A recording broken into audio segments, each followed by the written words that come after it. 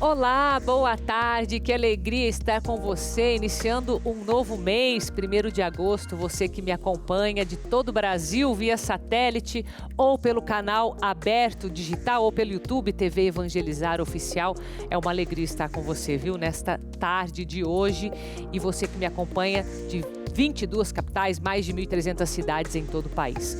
Olha, eu sei que teve muita gente que ficou um pouco assustado mês passado com alguns ciclones que nós tivemos no Brasil, então a gente vai entender um pouco mais sobre esse assunto para que você tranquilize aí seu coração.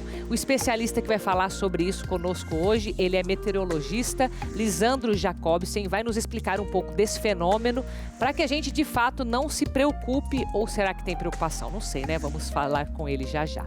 Também vamos falar sobre saúde da mulher. Teve uma mãe que se incomodou muito com as cólicas menstruais que a filha tinha e acabou revolucionando, inventando uma forma de amenizar que talvez possa também te dar algumas ideias. Vamos falar sobre esta saúde da mulher e sobre maus tratos dos animais, que infelizmente acontece muito e também temos que estar atentos. Então fique comigo, começando o programa A Vida em Foco.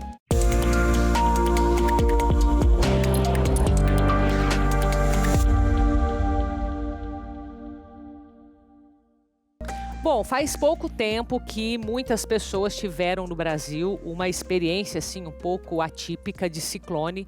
Muitos ficaram preocupados e isso fez com que a gente elegesse esse tema para hoje entender um pouco mais, né, sobre o ciclone, os eventos naturais. Deixa eu te receber aqui, Lisandro, seja muito bem-vindo. Lisandro Jacobsen é meteorologista da Cimepar Paraná, seja bem-vindo. Boa tarde, tudo bem e você? Então tá bom. Bom, vamos lá, vamos falar sobre esse assunto que, querendo ou não, acaba ficando na boca das pessoas, né? O pessoal fica sem saber direito o que aconteceu, é um fenômeno, é algo que está acontecendo, se fala tanto em meio ambiente. O que a gente tem que se preocupar quando fala em ciclone? Quer dar uma introdução do que é esse ciclone, Elisandro? Boa tarde. Boa na tarde, verdade, a gente tem esse ciclone mais em evidência agora pela própria mídia mesmo, porque sempre é uma coisa nova. Mas é a nomenclatura em si, porque não passa de um sistema de baixa pressão que sempre vem acoplado à frente fria. Frente fria é normal, já no cotidiano do brasileiro, escutar nos telejornais. Essas são nomenclaturas da meteorologia que vão ficando cada vez mais em evidência. Mas entendi. Claro, em junho a gente teve já um ciclone extratropical que provocou bastante danos na região sul, inclusive com mortes, 16 mortes no Rio Grande do Sul. Então estava muito em evidência. Durante o mês de julho teve esse segundo ciclone extratropical e aí apareceu bastante na mídia. Felizmente sem mortes, mas teve bastante prejuízo em função dos ventos que passaram até dos 100 km por hora, 100 km por hora e causaram bastante queda de árvores, muita falta de energia, tanto no Rio Grande do Sul como Santa Catarina e no Paraná. Foram os estados mais atingidos por esse ciclone.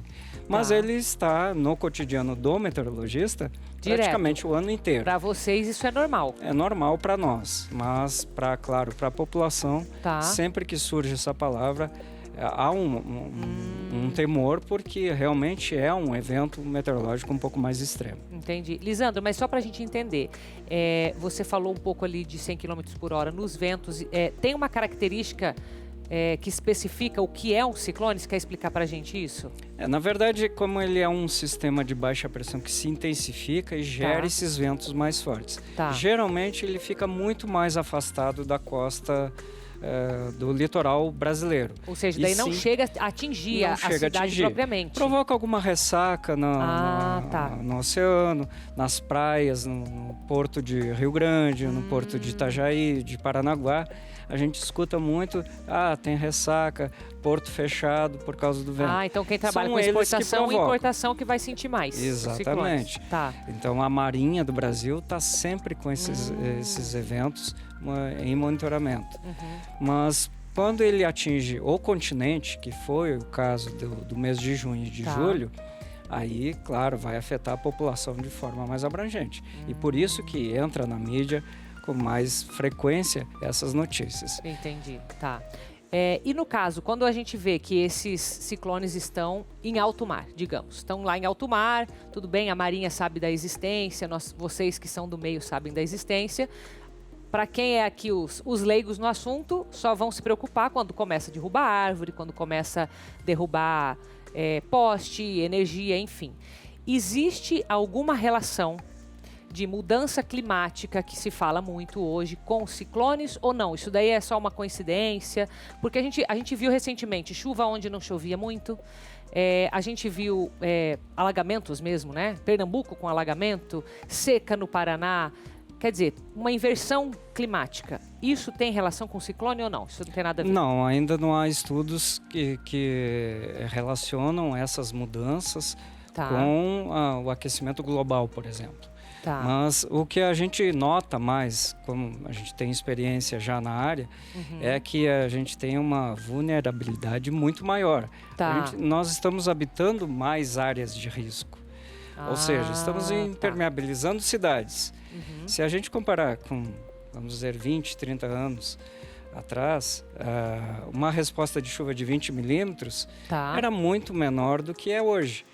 Por quê? Porque a gente tem concreto, a gente tem asfalto, essa água não tem para onde escoar. Por isso, ou seja, a urbanização mesmo, ela acaba sendo um problema. E a população cada vez invade mais áreas aonde não se podia habitar. E hoje a gente habita. Então, por isso que quando há um alagamento, as proporções são muito grandes. Mais ligados a isso. Claro que há mudanças de microclimas, que são as grandes cidades, os grandes centros urbanos. Hoje, a temperatura fica um pouco mais alta, exatamente por essa urbanização. O calor fica... se cria ilhas de calor. São Paulo é um grande exemplo. Que a gente tem a temperatura um pouco mais elevada do que nas redondezas. Então isso acontece muito. Agora, historicamente, né, pensando no passado mesmo, esses tipos de ciclone que devastam as cidades, isso é comum no Brasil? Isso já aconteceu em outros momentos? Ele é cíclico, eventualmente vai acontecer? Ou a gente tem que pensar, por exemplo, em uma nova estrutura mesmo, em termos de cidades, em termos de prefeitura, de estado?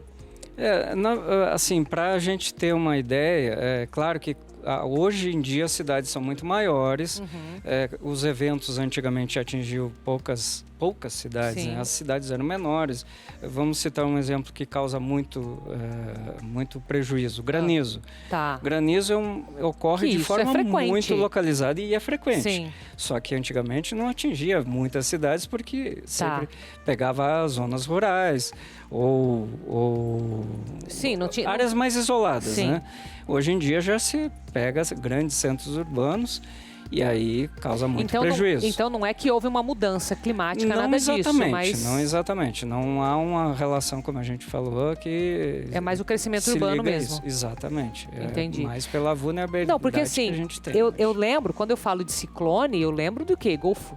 Né, o Golfo ali do México, que tem muito, que isso é histórico. Eles já sabem se preparar para isso, né? E a gente tem uma grande confusão entre os termos meteorológicos. Ciclone no hemisfério norte é relacionado a furacões. Então, nós aqui não temos. Nós já tivemos o fenômeno Catarina, que foi classificado como furacão, e outros eventos que chegaram bem próximo disso. Mas todos...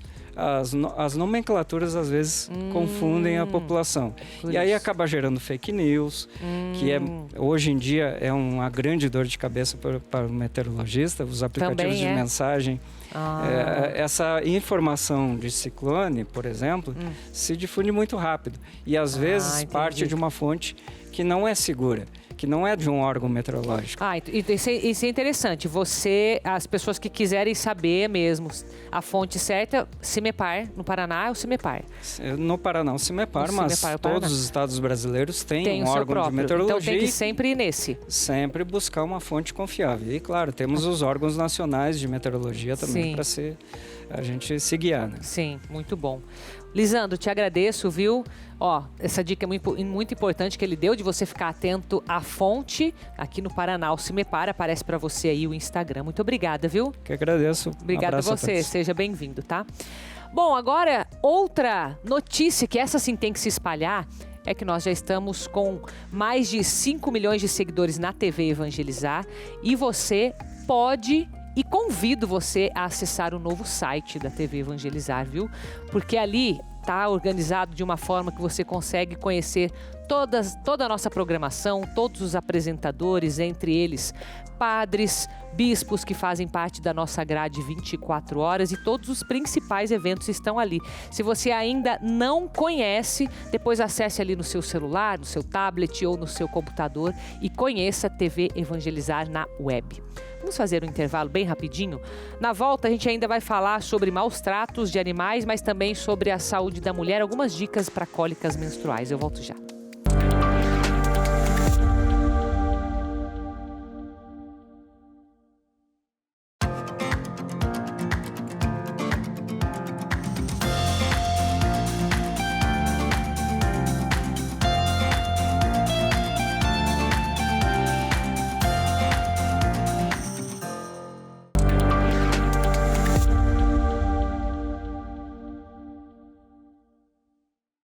Já estamos de volta com o programa A Vida em Foco desse 1º de agosto, mês novo, nova etapa da campanha de Jesus das Santas Chagas. Nós vamos olhar agora, durante todo esse mês, para a virtude da humildade, ou virtude importante que a gente precisa desenvolver no nosso dia a dia, que nós temos como parte dessa devoção de Jesus das Santas Chagas. Uma das 5 chagas é a virtude da humildade. E com muita humildade eu peço para você a tua colaboração, a tua ajuda para que a gente possa crescer esta obra. Todos os recursos que você fizer a sua doação, com muita seriedade, nós vamos ter um único foco durante esse mês, que continua sendo, como eu disse para você em julho, também foi esse o foco. Toda a parte elétrica deve ser mexida, reformada, para que a gente consiga colocar novos equipamentos e também dar segurança a todos que estão envolvidos na obra Evangelizar. Então, nos ajude, seja por meio do QR Code, seja por meio do Pix, do boleto que você tem na sua casa, como você preferir, mas nos ajude a chegar mais longe com este anúncio do Evangelho pelos meios de comunicação. E sabe que não é só isso que a gente leva por aqui, né? Nós levamos muita informação, que é a proposta desse programa aqui todas as tardes, como, por exemplo, o incentivo a exercícios físicos, que é algo que a gente bate na tecla, a gente sabe da importância e às vezes tem gente que dá a desculpa esfarrapada de dizer que não tem tempo. Então, nós preparamos para você esse VT que vai falar assim, ó, quanto tempo, Carol, que eu preciso me dedicar às atividades físicas para assim, ó, ficar com a minha consciência limpa pelo menos. Então tá aí para você a resposta, acompanhe. Olha, é verdade que todo mundo sabe que para ter uma vida mais saudável é necessário a prática de atividades físicas. Mas você aí de casa, sabe quanto tempo é necessário para ter uma vida mais saudável com exercícios? Segundo a Organização Mundial da Saúde, a prática de exercícios moderados, aquela caminhada, andar de bicicleta ou até mesmo cortar a grama aí da sua casa, de 2 a 5 horas semanais são suficientes para ter uma vida mais saudável. Mas aquele exercício mais intenso, como correr, jogar futebol ou até mesmo escalar, o máximo de atividade física, segundo a Organização Mundial da Saúde, é de 1 a 2 horas semanais para atividades intensas. Mas para você que é sedentário, que está em casa e não pratica nenhuma atividade física, aí vai uma dica. De 10 a 15 minutos de caminhada todo dia vão fazer a diferença na sua vida.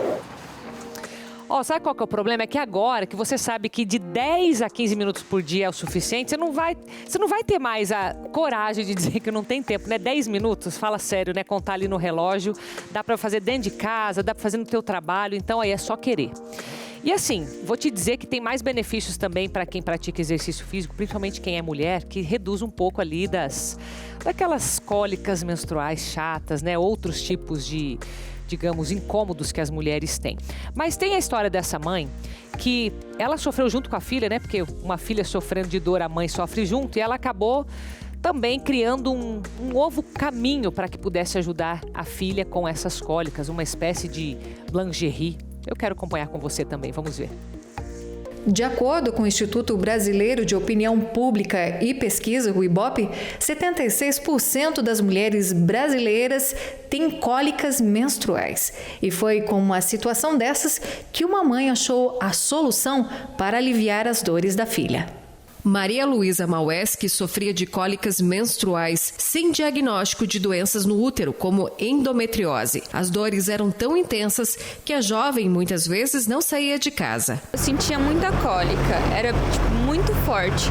Sempre que começava a menstruação, a cólica vinha 3 vezes mais forte do que nos outros dias. Então, às vezes eu acabava faltando aula, faltando curso, ficava o dia inteiro deitada na minha cama sem fazer nada. Foi então que a mãe, Rosilene Maueschi, que trabalhava com produtos que continham magnetos e infravermelhos e ofereciam benefícios terapêuticos, teve uma ideia: desenvolver um produto que tivesse esses elementos e fazer uma lingerie que pudesse auxiliar a filha. Procurava colocar uma cinta que ali já tinha magnetos e eu vi que ali começou a dar o conforto. O que a gente precisava pegar era a posição certa, que pegava o sistema reprodutor feminino e o sistema urinário. Então, assim, a partir do momento que a gente desenvolveu a forma correta e ela começou a usar, a partir dali foi ainda se estudando para a gente chegar no ideal para que tire esse desconforto. O que era apenas uma forma de ajudar a filha, Rosilene acabou transformando a lingerie em um plano de negócios. Já são 4 anos de pesquisa e mais de 100 mulheres participam dessa prova. A prova científica ela está dando por 2 grupos, né? Um grupo vai usar placebo, outro grupo vai usar as calcinhas. Então a gente vai fazer durante 6 meses, no primeiro ciclo delas menstruada, no segundo e no terceiro ciclo. E aí a gente vai estar validando as respostas dela numa anamnese, né? Como que elas estão a partir do momento que elas começaram a usar a calcinha no primeiro ciclo. E depois a gente vai fazer mais uma anamnese no segundo ciclo, que daí sim, elas vão poder dizer: nossa, usei a calcinha, aliviou isso, não aliviou isso. É ali que a gente vai fazer o nosso contrapeso. E para Maria Luísa, uma vida sem cólicas. Depois que eu comecei a utilizar as calcinhas, então elas pararam. Com o tempo, foi diminuindo cada vez mais. Do desconforto dela no primeiro dia, ela começou a usar a calcinha à tarde. Quando foi no outro dia, ela já relatou que ela não tinha cólica, ou seja, ela falou assim: mãe, eu não vou precisar tomar o medicamento para cólica porque eu não tive cólica. Ali a gente ganhou, né? Despertou, porque tudo a gente tem um porquê, né? E ver a melhora dela para nós foi um presente de Deus. É muito bom quando a gente tem um alívio na parte da saúde. Por isso que a gente vai olhar para esse projeto do barco que temos lá no Pará, onde 47 pessoas, entre alunos, professores, médicos, dentistas, estão indo para prestar atendimento a essas comunidades ribeirinhas. Acompanhe comigo. Olhares atentos às últimas orientações passadas pelos coordenadores. Faltam poucos dias para o início dessa expedição. Vai ser a primeira vez que esses alunos dos cursos de odontologia e medicina vão participar do projeto social Barco da Saúde. Foram 300 candidatos inscritos e esses foram os selecionados para a expedição idealizada por alunos e professores da Faculdade São Leopoldo Mandique de Campinas. Serão 10 dias percorrendo com o Barco da Saúde as cidades de Aveiro e Belterra, para prestar atendimento a 30 comunidades que moram às margens dos rios da região.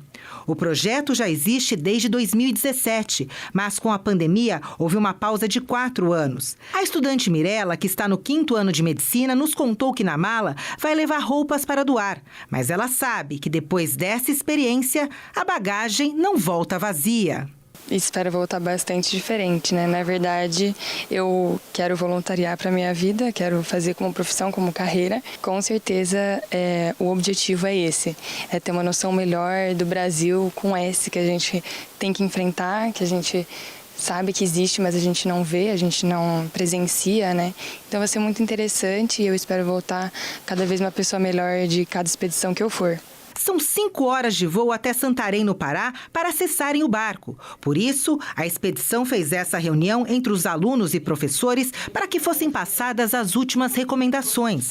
Afinal, a experiência vai ser ampla. Eles vão morar por 10 dias em uma embarcação, conhecer a floresta amazônica, atender pessoas que vivem onde não existe saneamento básico e são carentes de cuidados médicos e odontológicos. O desafio é grande, mas o Hugo, aluno que faz parte da organização, explica que foram 3 meses de preparação antes da expedição. Foram 3 meses de preparativos, então a gente vê chegando finalmente próximo da expedição, né? A preparação, eu acredito que vem durante toda a faculdade, né? E também da bagagem de vida da pessoa. Então, eu acredito que tudo isso junto forma o aluno e o profissional que a gente vai levar lá na expedição. A ação vai contar com 43 pessoas, entre alunos, dentistas, médicos e acadêmicos das 2 áreas. Os atendimentos vão ser realizados nas áreas de ginecologia, obstetrícia, clínica geral, oftalmologia, dermatologia, pediatria e odontologia. A expedição, durante os 10 dias, pretende realizar de 1.000 a 1.500 atendimentos. A coordenadora do projeto, a médica doutora Fabiana Sutti, enfatiza que a experiência vivida na ação não é só sobre orientar, levar conscientização, conhecimento e oferecer atendimento médico e odontológico. No final da expedição, o Barco da Saúde demonstra a prática de se colocar a todo momento no lugar do outro. Os envolvidos consideram que a expedição é a verdadeira imersão no amor ao próximo. Eu sou uma das poucas pessoas que já participou das outras expedições também. Então, eu acho que como líder do projeto e como líder dos alunos nesse momento, as minhas expectativas são enormes, são as melhores. Eu espero que para eles também, ao final dessa viagem, eles consigam realmente voltar transformados e surpreendidos com a importância e com o valor dessa atividade que eles desenvolvem no Brasil que eles não conhecem. Oferecer atendimento à saúde das pessoas que realmente precisam e que estão isoladas geograficamente, que têm pouco acesso à saúde, mas que são pessoas, são brasileiros que vivem lá, que precisam do nosso cuidado. E quando a gente chega, a gente percebe que o fato da gente ter ido levar atendimento e ter ido oferecer ajuda, a gente volta transformado, e eu não tenho dúvida de que a ajuda, quem volta mais transformado, quem recebe mais ajuda somos nós, como pessoas e para os alunos como profissionais. Então, eu não tenho dúvida que é uma transformação na vida deles. O projeto atende crianças, adolescentes, adultos e idosos e é desenvolvido pela Faculdade São Leopoldo Mandique, em conjunto com a Universidade Federal do Oeste do Pará, UFOPA, e por equipes das secretarias de saúde locais. E hoje tivemos também aqui na TV Evangelizar lançamento do novo clipe do Padre Duda, que ele intitulou de Filho de Manhinha e que você vai poder acompanhar trechinho aqui comigo. Vamos lá. Quem está perto de Maria nunca está longe de Deus. Quem é filho de manhinha sou eu, sou eu. Quem está perto de Maria nunca está longe de Deus. Quem é filho de manhinha sou eu, sou eu. Veja como é lindo, como é grande o amor de Deus. Para ser a mãe da igreja, sua mãe ele nos deu. Não abro mão, é um direito todo meu. Se você não quer ter mãe, isso é lá problema seu. Hora do intervalo, voltamos para falar sobre maus tratos dos animais. Volte comigo.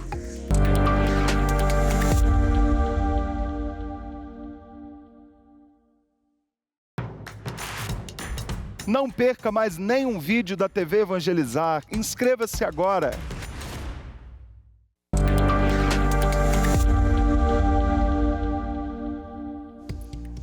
Estamos de volta com o programa A Vida em Foco, dessa vez para falar sobre os maus tratos dos animais. Infelizmente isso acontece, né? Parece que hoje em dia já não temos mais isso, porque tem tantas ONGs que protegem os animais, e hoje a gente vai falar sobre algo que precisamos estar alerta. Doutora Luciana Galeb, médica veterinária, está aqui. Seja muito bem-vinda. Tudo bem? Tudo bem, obrigada pelo convite. É um prazer estar aqui com vocês. Eu que agradeço. Quando a gente fala sobre esses maus tratos, né? O que a gente tem que pensar? É um maltrato físico? O que está envolvido? Explica um pouco pra gente.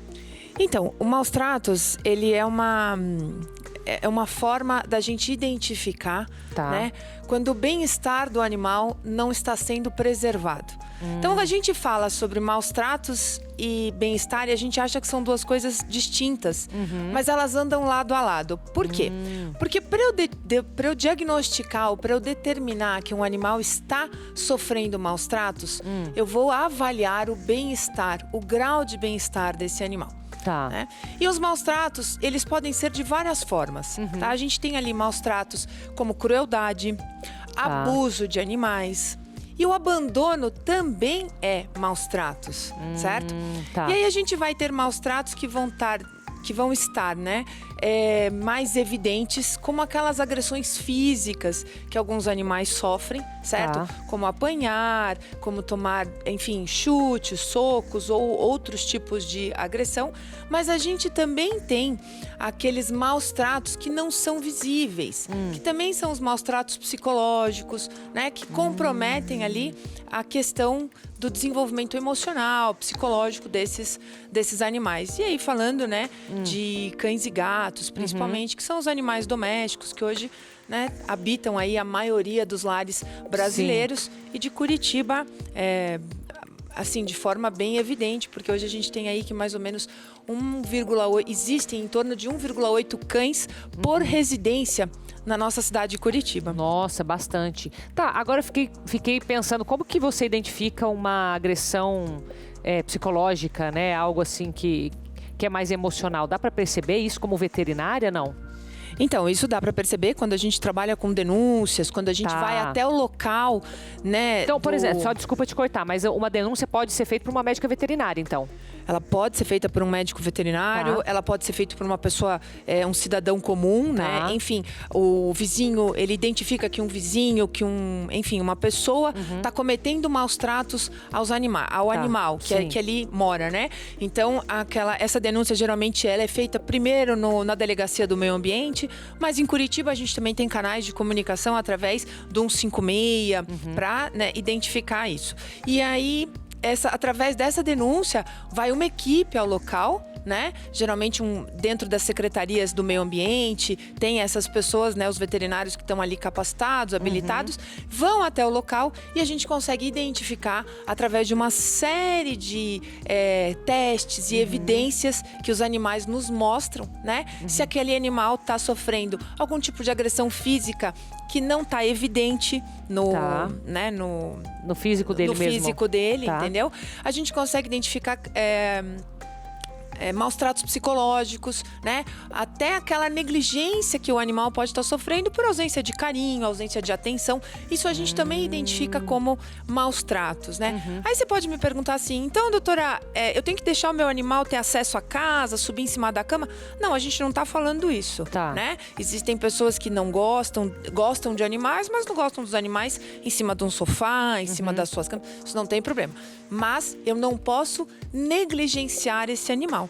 Né? Por exemplo, deixar de dar comida, deixar muito tempo sozinho, deixar de dar água, deixar muito tempo sozinho, não deixar ele passear, deixar ele amarrado, né, com curtas distâncias. Enfim, são coisas que a gente preconiza, né? Hoje a gente trabalha para identificar esses maus tratos, a gente trabalha com os critérios do bem-estar. E dentro dos critérios do bem-estar, a gente vai realmente avaliar presença de água, de comida, de conforto térmico, aonde ele dorme, qual é o acesso dele às áreas da residência, qual que é o contato dele com o tutor, né, com o proprietário dele.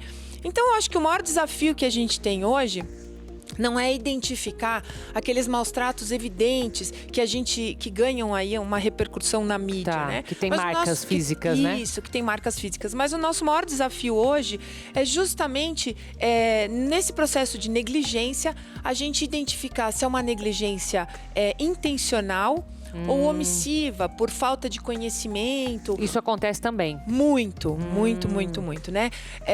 Embora a gente tenha uma repercussão muito grande desses casos que são violentos, né? A maioria das denúncias, elas estão ligadas a questões de negligência, né? E aí a gente tem também, a gente leva para essa questão dos maus tratos a questão da teoria do link, né? Ou teoria do elo, né? Então, numa residência onde existe um animal que sofre maus tratos, possivelmente uma pessoa em vulnerabilidade também sofre. Entendi. Né? Faz Então, sentido. uma criança, um idoso, uma mulher. Então, os animais também servem como um grande sinalizador. Olha que interessante, né? Então, isso é muito importante a gente trazer para essa discussão, porque é muito mais fácil eu denunciar um vizinho que agride um animal do que eu denunciar um vizinho que agride uma mulher. Tá, mas isso é interessante. E é considerado, por exemplo, numa denúncia dessa, às vezes chega para você, né, maus tratos de animais, e você pensar, puxa, será que tem alguma coisa mais acontecendo naquela casa e o que fazer com isso? Isso acontece ou não? Então, isso tem que acontecer, né? A gente briga muito, politicamente falando, pela interinstitucionalização das denúncias. Sim, porque faz total sentido, né? Faz total sentido. Então, vamos imaginar um exemplo. A gente não tem a AIFO, que é aquela ação integrada de fiscalização das casas noturnas. Você imagina se a gente tivesse uma ação integrada de denúncias contra maus tratos de animais. Então, eu teria lá um veterinário, eu teria um policial civil, eu teria uma assistente social, eu teria um psicólogo. Todo mundo se conversando, né? Todo mundo se conversando, identificando, porque cada um tem um olhar. O veterinário, ele consegue ter o olhar para o ser humano e para o animal. Sim. Mas se você pegar um psicólogo, um assistente social, um médico, ele dificilmente vai ter o olhar para o animal. E o animal vai sinalizar muito mais coisa do que pode ser dito naquele ambiente, entende? Com certeza. Então, hoje a gente sabe, né? Existem vários estudos, vários artigos científicos, até de pesquisas aqui de Pinhais, enfim, da região metropolitana de Curitiba, que mostram a importância das denúncias de maus tratos a animais como sinalizadores de maus tratos contra a mulher, contra crianças, contra idosos, entendeu? Então, a gente não pode fechar os olhos para isso, porque dentro dessa questão dos maus tratos aos animais, a gente previne os maus tratos às pessoas, protegendo também o bem-estar e a integridade física e emocional dos animais, né? Eu acho que esse é o ponto que é bem forte nessa discussão dos maus tratos contra os animais, né? Muito interessante esse teu ponto de vista. Eu vou chamar agora umas curiosidades sobre esse assunto que a gente está falando. Acompanhe comigo os maus tratos aos animais. Infelizmente, muitos animais, sejam eles domésticos, silvestres ou selvagens, caem em mãos de caçadores ou até mesmo de tutores que não são nada amigáveis e causam sérios danos à saúde dos animais. Muitos são vítimas de maus tratos. Vamos a alguns dados. 3 em cada 4 porcas-mães são confinadas em gaiolas do tamanho de uma geladeira comum durante a gestação. O espaço é tão pequeno que elas não conseguem nem se virar. A pecuária industrial intensiva é a maior fonte de crueldade com animais no mundo. A maioria dos bichos preguiça explorados pelo turismo morre 6 meses após a captura. Na natureza, o bicho preguiça tem uma vida tranquila e sonolenta. Estar constantemente cercado por barulho e pessoas das quais ele não consegue fugir causa forte estresse. Há 96% de chance de que atrações com elefantes mantenham os animais em condições inaceitáveis. Esses elefantes são retirados de suas mães ainda bebês e passam por fortes e estressantes treinamentos. Pelo menos 75% das cobras, lagartos e tartarugas morrem até 1 ano após se tornarem animais de estimação.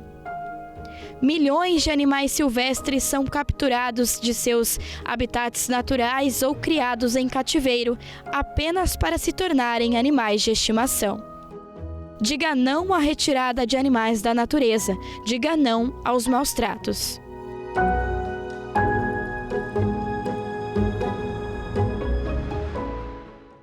Doutora Luciana, deixa eu aproveitar o gancho para te perguntar o seguinte. A gente fala muito, claro, da questão dos lares, né? E você pontuou algo muito importante dos sinais que os animais dão.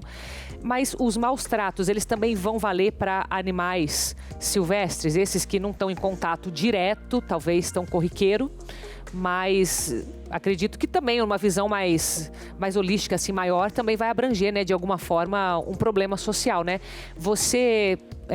Qual que é a tua relação? O que você fala sobre esse assunto dos maus tratos de animais silvestres?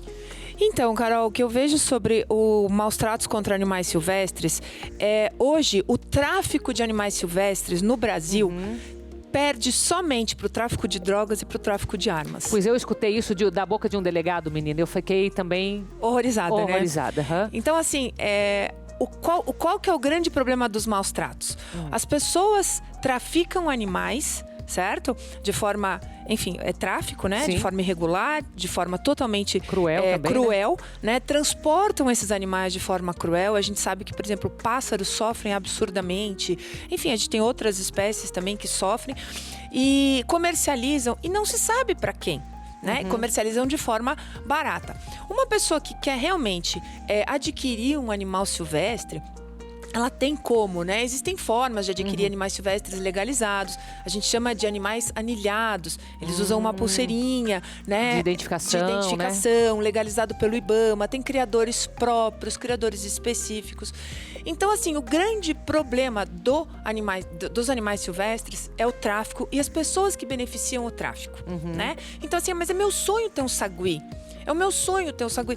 Mas peraí, você vai adquirir um sagui dessa forma, né? Então o seu sonho, ele vale a crueldade que esse animal tem que passar. Então é isso que as pessoas têm que colocar na consciência. Então eu acho que a gente está passando por um processo no nosso país, tanto de animais domésticos quanto de silvestres, dos animais propriamente ditos, né? Que é o reconhecimento deles como sencientes, né? Seres sencientes que são capazes de sentir, né? Sentir dor, sentir afeto, sentir emoção, né? Então, institucionalizar não, criar leis, leis que possam ser fiscalizadas. Porque se você for analisar, quanto maior o número de leis que um país, um estado, uma cidade tem, menor é a ética desses moradores, dessa cidade, desse país. Sim, que precisa de muito... Porque precisa de muita regulamentação. regulamentação. O que fazer para... Isso. A gente passa a ter que dizer até o que é certo. Sim. Entende? Sim. Então, eu acho que a gente está passando por esse processo. Eu acho que a Lei de Crimes Ambientais, que foi alterada em 2020, vem com uma nova... um novo artigo de penalidade, né, de crime contra maus tratos. Eu acho que a gente está caminhando num caminho que vai clarear as coisas, mas existe um processo a ser construído, onde a gente tem que passar por leis, a gente tem que passar por fiscalização e a gente tem que passar pelo processo de educação, né? É extremamente importante que a gente mostre para essas crianças hoje de ensino fundamental 1, 2, o quanto é importante o respeito pelos animais, né? Com certeza. Pela vida, o que o abandono é um crime, que o abandono é maus tratos. Eu sempre digo para as pessoas, né? Os animais não brotam nas ruas, né? De alguma forma eles foram colocados ali. E a gente precisa justamente trazer esse pensamento, essa conscientização, para que a gente possa aí reconhecer também o trabalho que esses abrigos e essas ONGs que resgatam esses animais fazem, né? Não para mim nem para você, mas para a sociedade, né? Como um todo, sabe? Verdade. Luciana, agradeço, viu, a tua presença. Você tá lá no Instagram também, se você aí de casa tiver mais alguma questão com relação a maus tratos, acesse o Instagram da Luciana. Muito obrigada, viu? Eu que agradeço. Agradeço, seja sempre bem-vinda. Obrigada por ter vindo. Obrigada também pela sua companhia. A gente volta amanhã. Um beijo. Fica com Deus. Obrigada.